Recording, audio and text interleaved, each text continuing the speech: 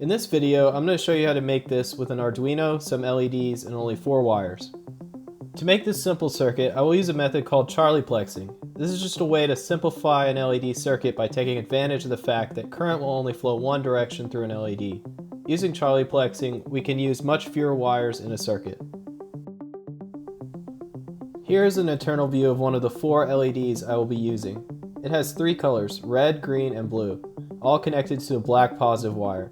It's basically just 3 LEDs that are all connected to the same power. I'm going to simplify this illustration even more to just show the colors of the current flow. Now, if we take 4 of our LEDs, we can put them together in the same circuit using the positive connectors as data pins 1 through 4.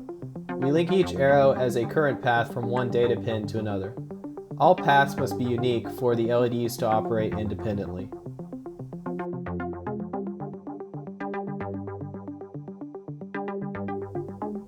If you think about it, each data pin can be positive, negative, or disconnected. Therefore, we have the ability to direct current down any one path in this circuit. If you cycle this very rapidly, all the LEDs in the circuit that you target will appear to be on at the exact same time.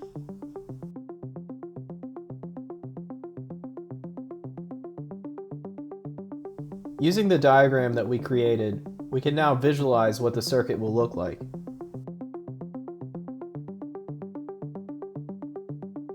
It's important to note that while these circuits are easier to hook up, they are much more complex to code for, so there is a trade-off. I will link my code in the description.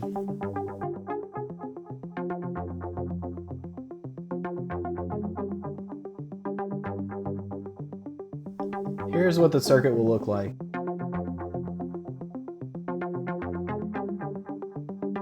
Let's look at an example. If I apply a positive charge to the first pin, a negative charge to the second pin, and disconnect the other 2, the current will flow down pin 1, go into the first LED, come out the red terminal, and travel down the negative pin. This will result in the first LED displaying red, with the rest of the LEDs turned off.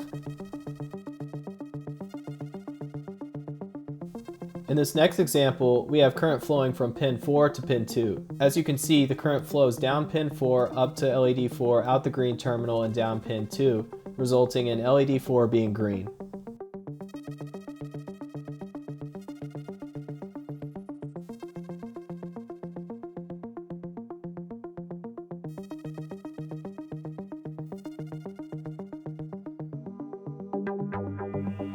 Now let's see what happens when we cycle through different configurations very rapidly. As we cycle through the configurations, the first LED turns on red, the second is green, the third is blue, and the fourth is red. If we change these states fast enough, all of them will appear to be on at the same time. Let's see what happens when we target the same LED twice with different colors. Here we tell the red to turn on, and then we tell the blue to turn on at LED 3. As this cycles, the colors will mix and it will appear to be purple.